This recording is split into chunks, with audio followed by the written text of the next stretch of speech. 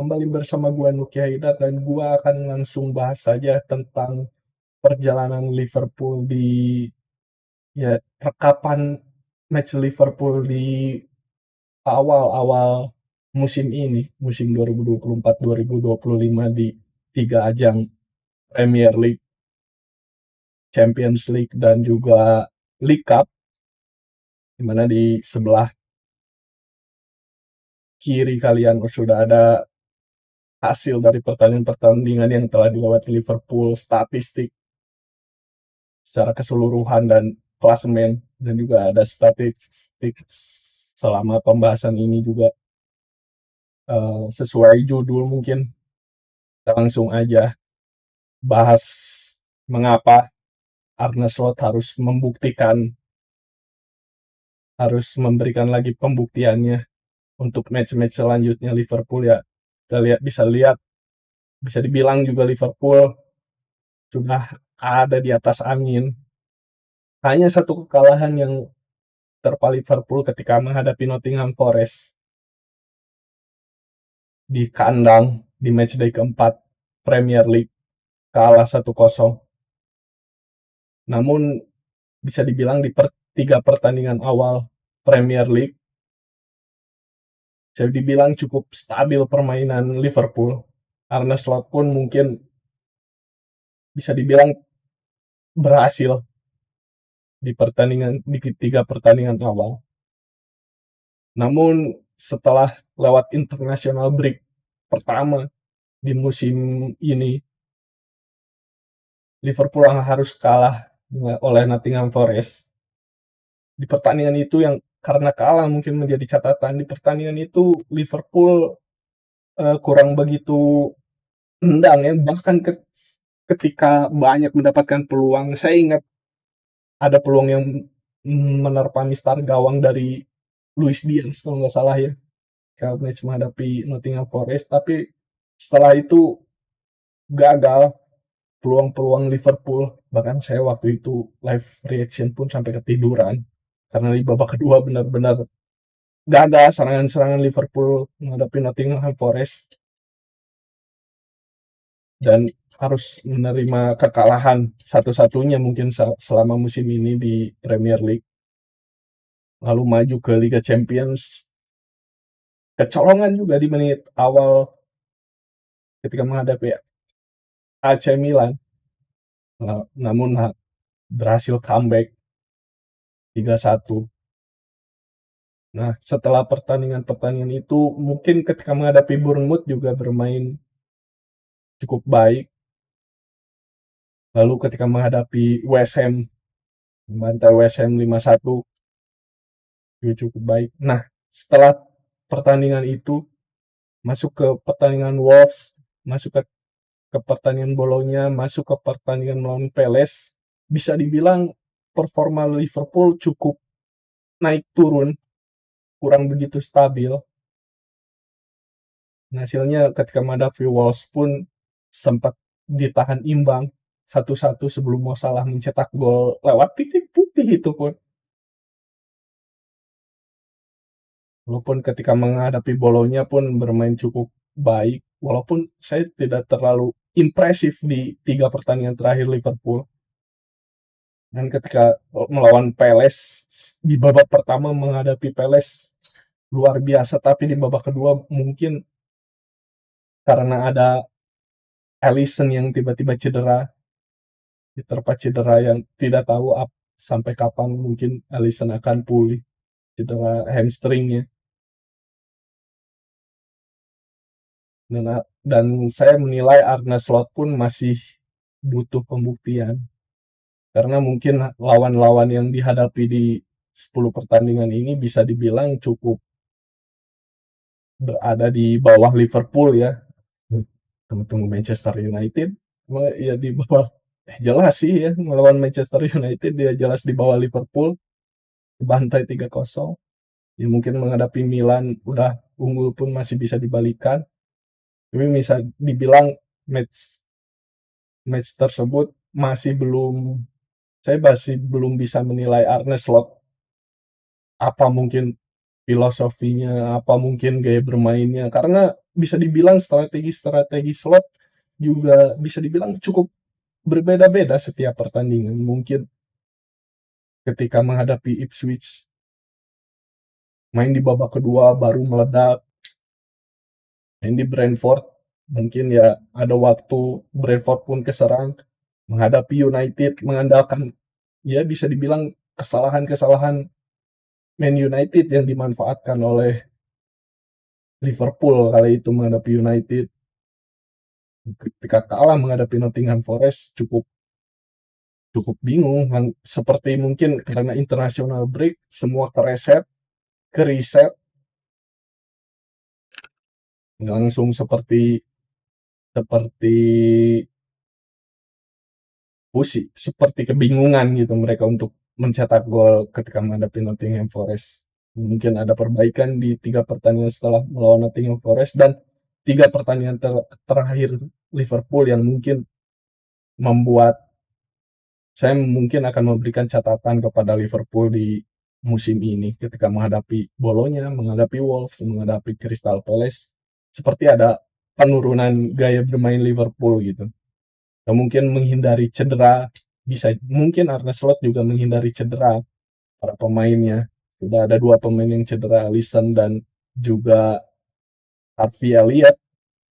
Belum ada isu ketika menghadapi Chelsea 2 jam ke depan.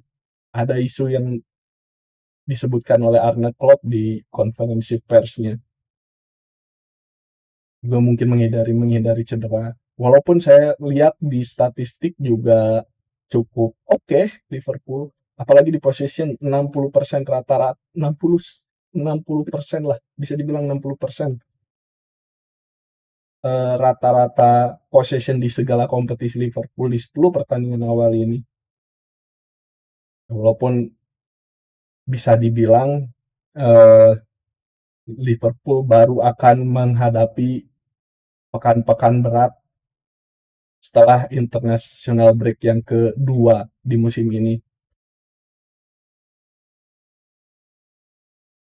Bisa dibilang setelah international break kemarin, mulai hari ini tanggal 20 hingga tanggal 10 November,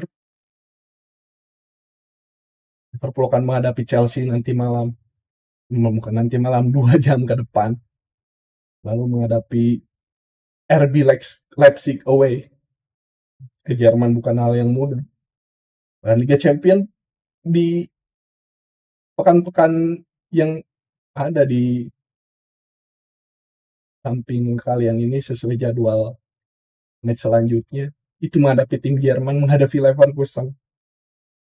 Mungkin sebelum international break pertama, setelah international break pertama eh, bertemu dengan tim-tim Italia, Bolonya dan AC Milan. Sekarang menghadapi Leipzig dan Leverkusen di Liga Champions. Di Piala EFL atau League Cup bertemu Brighton away. Yang pertama menghadapi Chelsea ini bukan bukan sesuatu yang mudah ketika Chelsea bisa dibilang cukup baik, cukup up lah, cukup mendapatkan progres. Bahkan ketika menghadapi Nottingham Forest pun, ya mungkin saya melihatnya hanya dari segi skor, karena saya juga tidak menonton pertandingan Chelsea, bahkan bahkan melihat cuplikannya pun tidak. Tapi mungkin dilihat dari skor pun hasilnya 1-1 berarti ketika Liverpool menghadapi Nottingham Forest di kandang itu ya cukup ketet bukan cukup lagi itu ya keteteran ketika menghadapi Nottingham Forest yang memang Nottingham Forest pun sedang untuk tim papan tengah atau tim menengah ke bawah bisa dibilang lagi cukup baik performa Nottingham Forest. Menghadapi Leipzig juga saya juga belum di Liga Champion hanya melihat kena comeback dari Juventus, tapi bukan sesuatu yang harus diremehkan oleh Liverpool di liga terutama di Premier League setelah menghadapi Chelsea akan menghadapi Arsenal setiap dua pertandingan setiap minggu berjalan. Chelsea menghadapi dua tim London ini jelas bukan perkara mudah. Menghadapi away ke Emirates Stadium menghadapi Arsenal. Meskipun kemarin kalah ya menghadapi Arsenal, kalah menghadapi Bournemouth. Saya belum nggak ngelihat cuplikannya, saya nggak nonton, saya nggak bisa menyimpulkan. Ya ada kartu merah juga yang didapat oleh Saliba. Mungkin akan menjadi hal yang menguntungkan ketika Liverpool menghadapi Arsenal di tanggal 27 nanti.